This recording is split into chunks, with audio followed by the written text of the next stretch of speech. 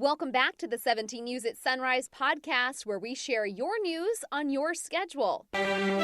Working in the spirit of the Golden Empire, this is 17 News at Sunrise. Good morning. Right now at 5, breaking news overnight with CHP reporting a baby was hit by a stray bullet in South Bakersfield. We're live at the scene with the latest. Meantime, flames ripped through a central Bakersfield home, with fire crews seen trying to break in the front door as they fight the flames. As the Kern High School District finishes its first month of distance learning for the fall semester, thousands of parents and children are asking teachers to lessen the workload. This is Tuesday, September 22nd, 2020. Good morning. It's 5 a.m. Good to have you with us. I'm Maddie Jansen here along with Alex Fisher, and we begin with some breaking news from overnight. The California Highway Patrol reporting a baby was hit by a stray bullet. That information was posted on the CHP's traffic page, which also stated Bakersfield police found a shell casing in the area. Officers were called out just after 12:30 this morning to reports of shots fired near Highway 58 and South H Street. Officials closed the eastbound South H off-ramp from Highway 58 for their investigation. Multiple BPD investigators were on scene early this morning. No word yet on when that ramp will be back open. We contacted police for more details. They have not gotten back to us yet. We do have a news crew back out at the scene, and we'll give you an update as soon as we learn more information. Meantime, I saw this one on my way into work this morning. A semi-truck rolled over on Highway 58 east of Bakersfield, and it's causing a major slowdown again if you're heading east. It's kind of near the Hart Flat area. According to CHP, the crash happened around 1:45 this morning on Highway 58 just west of Hart Flat. Right now, all eastbound traffic lanes in 58 along the 58 in that area are shut down. Westbound traffic, though, moving fine. No reports of any injuries. We'll keep an eye on it and let you know when things open back up. Your time now is 5:02, and now to the latest on the wildfires burning across our state, with 27 major fires scorching 3.6 million acres just this year alone. The Creek Fire burning east of Fresno has now burned more than 280,000 acres and is 30% contained as of this morning. The Bobcat Fire in Los Angeles County is now at more than 106,000 acres and is just 13% contained. 5 of the largest wildfires in the state history are currently burning. Evacuation orders and warnings are in place for thousands of residents in the foothill areas, as well as our desert communities, where semi-rural homes and a popular nature sanctuary have burned. Statewide, at least 23,000 people across the state have had to evacuate from their homes.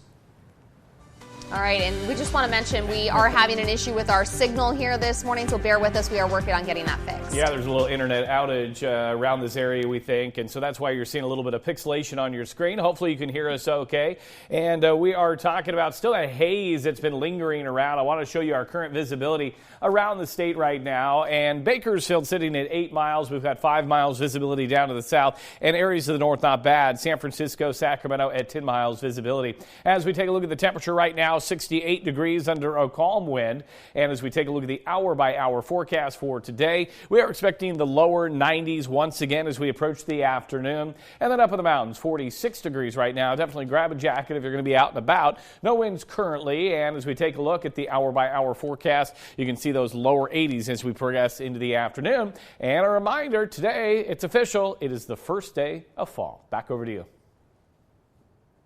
All right, thanks, Kevin. Firefighters are investigating a blaze that ripped through a house in central Bakersfield. Take a look at this video. You can see the flames shooting through the roof as firefighters arrived on scene and tried to get in the front door there. It happened around 9:30 last night on 3rd and N Streets. Fire crews have not said what they believe caused the fire or if anyone was inside that home at the time. And a car caught fire late last night underneath the overpass of the intersection of Highway 58 and Mount Vernon Avenue. Wow, take a look at those flames. No one was inside that car, thankfully, and no reports of any injuries. Now to the latest on the coronavirus here in Kern County. Our public health officials reported 63 new COVID-19 cases yesterday. 133 people are being treated in a local hospital. 354 people have died. 21 have died this month. The county says it needs to see less than 63 cases a day and a test positivity rate of less than 8% in order to start easing those restrictions. Currently, we are above those metrics. And today, county officials are expected to approve a resolution demanding Governor Gavin Newsom to clarify his criteria for categorizing COVID-19 related regulations. As it stands now, with Kern under the highest level of precautions, the state is artificially adjusting our COVID case rates, and county leaders say that's preventing us from moving into the next tier. Kern County's unadjusted COVID-19 case rate is 6.7 per 100,000 people.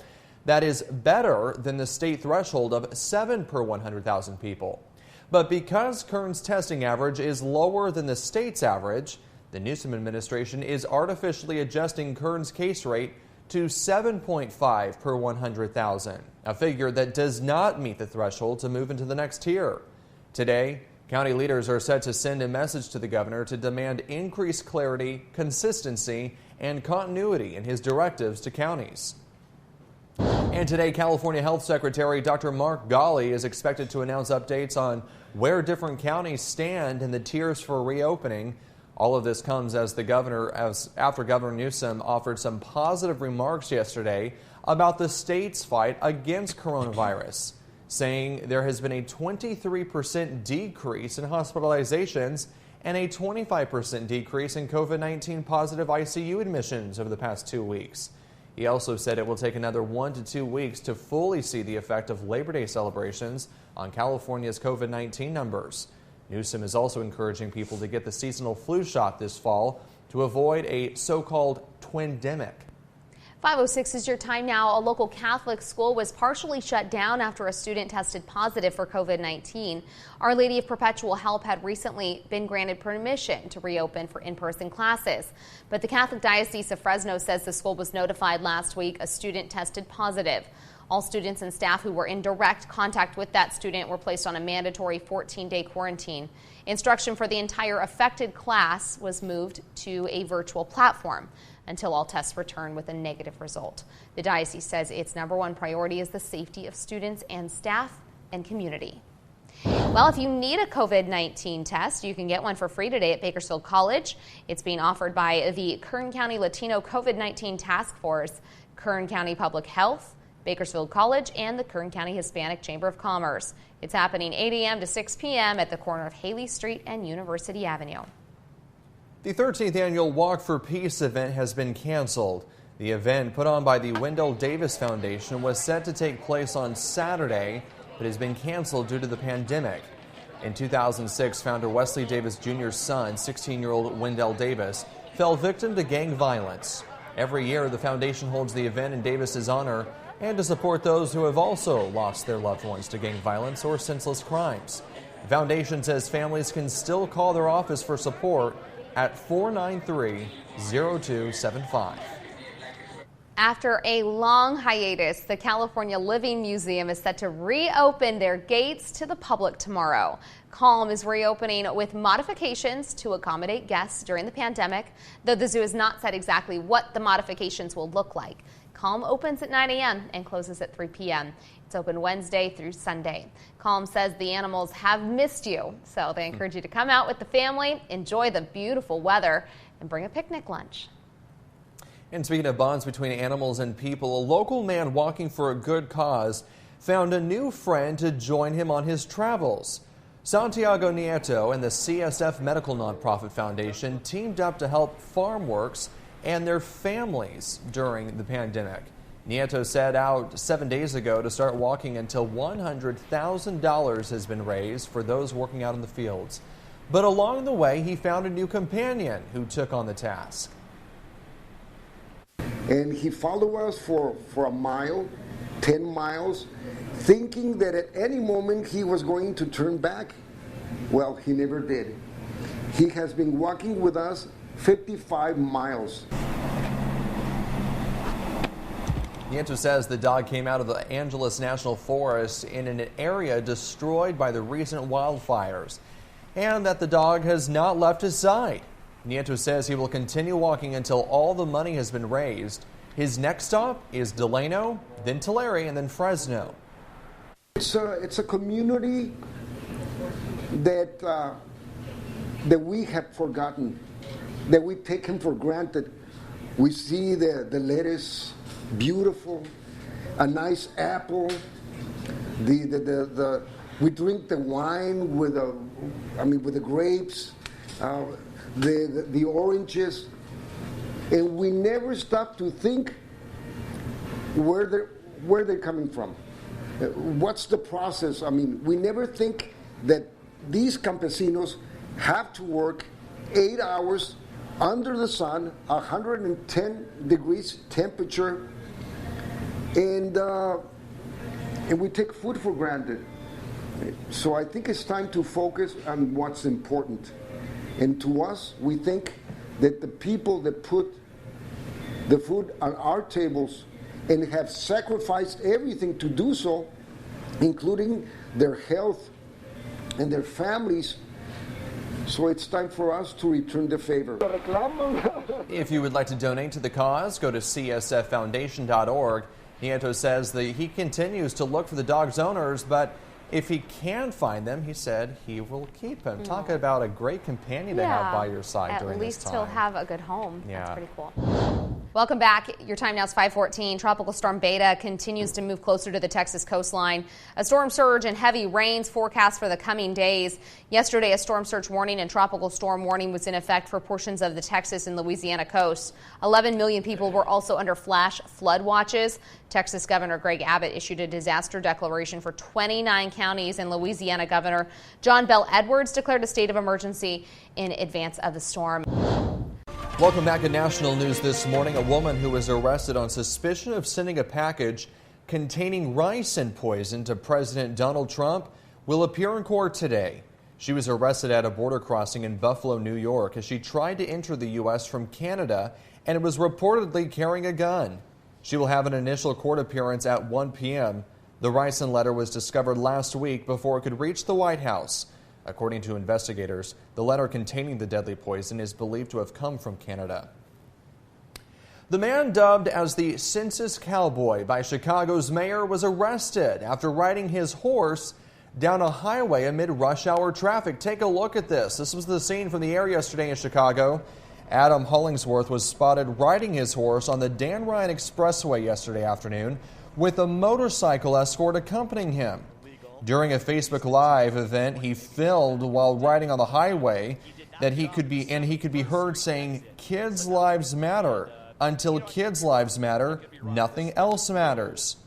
Traffic backed up because he was riding his horse, but Hollingsworth eventually exited the highway and was taken into custody by Illinois State Police. Hollingsworth was previously known for his work as the Census Cowboy as part of a promotional push to encourage Chicago residents to fill out the census form. That is something you don't see every day. I can see why that is against the law. Caused a little bit of an issue. Yeah. A little bit of a backup, I'm sure. KGET Business Watch is brought to you by Grapevine MSP Technology Services, the Valley's leading IT service provider.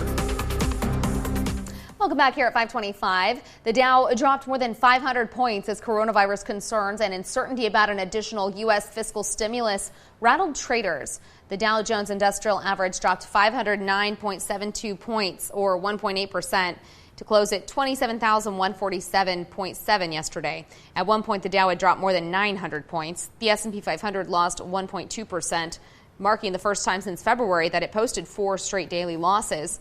Meanwhile, the Dow had its worst day since September 8th, when it dropped 2.3%. These declines added to what has been a downbeat month on Wall Street. At 5:32 is your time now, and 17 News is your local election headquarters. This morning, GOP senators are saying they have enough votes to push through President Donald Trump's Supreme Court nominee before the election. This as Democrats consider the possibility of again impeaching the president to stop him from replacing Justice Ruth Bader Ginsburg before Election Day. Tracy Potts has the story. Hi, Maddie. Good morning. Good morning, everyone. Another possible impeachment. House Speaker Nancy Pelosi says she's not ruling that out as one way to stop this confirmation from happening. President Trump talked about it in Ohio last night. He said he welcomes that. President Trump says he'll nominate someone to replace Supreme Court Justice Ruth Bader Ginsburg this week. If Joe Biden and the Democrats take power, they will pack the Supreme Court with far-left radical. The president says he's spoken to all 5 women on his short list and questions whether Ginsburg urged lawmakers to wait until after the election. That was Justice Ginsburg's dying wish, and it may be the Senate's only last hope. With only 2 Republicans opposing quick confirmation, it's full steam ahead. We're going to vote on this nomination on this floor. They want to get it done so they can overturn the Affordable Care Act. Joe Biden says if he wins, he'll appoint an African-American woman, but he isn't naming anyone. 4 years ago, Biden urged lawmakers to consider President Obama's nominee months before the election. But it was election year. It wasn't in the midst of an election. There's a big difference. Demonstrators are urging Senator Lindsey Graham, in charge of confirmation hearings, to stick to his promise. If an opening comes in the last year of President Trump's term and the primary process is started, we'll wait to the next election. Now the court is preparing for a public goodbye tomorrow and a political battle over Ginsburg's seat in the next few weeks. Here's what's happening tomorrow: a private ceremony inside the U.S. Supreme Court.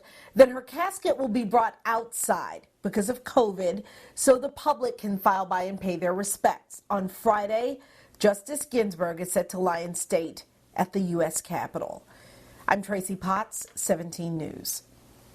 It is 5:35, and in your 17 Court Watch, a woman who killed her longtime boyfriend is due back in court today. Michaela Bowers is preparing for her 3rd trial after an attorney who twice represented her was relieved as her counsel earlier this month. 52-year-old Bowers killed Ray Ingram, her longtime boyfriend, chef and owner of Jay's Place. Prosecutors say Bowers was fed up with Ingram's pattern of infidelity. Bowers' previous attorney argued the 51-year-old Ingram was physically and verbally abusive and that Bowers shot him in self-defense after he threatened to kill her. In March of last year, a jury hung 11-1 in favor of finding Bowers guilty. A second mistrial was declared when 6 jurors voted for voluntary manslaughter, 4 for second-degree murder, 1 for involuntary manslaughter, and 1 for not guilty. Now, this week is Child Passenger Safety Week, and the California Highway Patrol is reminding drivers of some important safety precautions. The CHP says all kids under 8 must be properly restrained in an appropriate child safety seat in the back seat of the vehicle. Children under 2 must ride in rear-facing car seats in the back seat of the vehicle unless they weigh more than 40 pounds or 40 inches in height. Then you can turn them around. You can contact your local CHP office to set up a free car seat check. In education news this morning, California State University Bakersfield is hosting esteemed photographer Luis Garza as part of its Hispanic Heritage Month celebrations. Garza was the moving force behind rescuing an archive of more than 40,000 photographs from former LA-based magazine La Raza. Garza arranged the photos to be permanently housed and digitized at the UCLA Chicano Studies Research Center. He also curated the acclaimed exhibition La Raza at the Autry Museum, the longest, most visited exhibition in the museum's history. Garza's presentation is being held tomorrow from noon until 1 p.m. and will be fully accessible to the public. As the Kern High School District finishes its first month of distance learning for the fall semester, thousands of parents and children are asking teachers to lessen their workloads. 17's Taylor Schaub has more. Give me room to breathe. Right now I'm suffocating and I can't do it. From struggling to understand assignments to not having a reliable internet connection, Josh Garcia is simply overwhelmed. Spanish, English, and science, I had F's in those classes. Like I just couldn't do it. The Stockdale sophomore says he and his fellow high schoolers are being hounded with too much homework. I would say at least 50% of all the assignments I turn in, they're late. I mean, right here, there's a paper. It was due 3 days ago. I haven't done it. I haven't started it. He's not alone. Danielle Lamones says her daughter has barely slept since the school year started. She's going all night till about anywhere from 9 to 11 o'clock. Last night it was, I think, almost till midnight. Toiling away from sunrise to sundown just to get a passing grade. She's very exhausted and tired. She almost had a meltdown and started crying last night. So the pair, along with nearly 10,000 others, have signed a petition asking the Kern High School District to extend due dates and lessen the workload during distance learning. A message the district says they take very seriously, offering this statement saying that they appreciate the feedback from all students regarding what they're experiencing, adding that teachers are working diligently to find the right balance to make this virtual school year work for all of their students. Garcia appreciates the sentiment, but says change needs to come soon. I don't know how much longer I'm going to be able to keep this up. That was 17's Taylor Schaub reporting, and I think it's something not just high school students are feeling. I kind of had a little mini breakdown last week with the amount of work that we're even getting in elementary school, but I will say this, I know teachers are working like excruciatingly hard. We got an email from our teacher last night at 8:30 with all the supplies we need for the day. So that just shows you the long days they're putting in. Everyone's just trying to figure out, I think, the right balance. And, you know, if you don't get it all done, this is what my husband's been trying to tell me, then you're just going to have to let it go. We're going to have to let things slide and give ourselves grace right now because it's hard for everyone. We're back here at 5:49, making news around the world. Scientists in Australia are rushing to respond to a pending disaster. Hundreds of whales stranded on a sandbar. Marine biologists say about 270 whales got stuck on the sandbar off the island of Tasmania. The scientists are planning a rescue, but already they said at least 25 of the animals have died. They're believed to be pilot whales, a species of oceanic dolphin that grows up to 23 feet long and can weigh more than 3 tons. A massive wave of trash has washed up on the beaches of Omoa in northern Honduras, leaving nightmare scenes of pristine tropical beaches covered in a thick blanket of garbage. The trash bobbing in the ocean and piled up on the beach is mostly made of plastic refuse. Honduran authorities said the garbage is coming from the mouth of the Montagua River in nearby Guatemala. In addition to ecological damage, the eyesore's hitting the tourist-dependent beaches economically as well. The World Health Organization is touting an international coalition aimed at offering equal access to coronavirus vaccines. WHO and its partners said countries comprising more than 60% of the world's population have signed up to the initiative. But they plan to buy coronavirus vaccines is still billions of dollars short of what is needed to pay for the shots. Rich countries have reserved more than half of the world's global capacity to produce such shots. COVID-19 cannot be beaten one country at a time.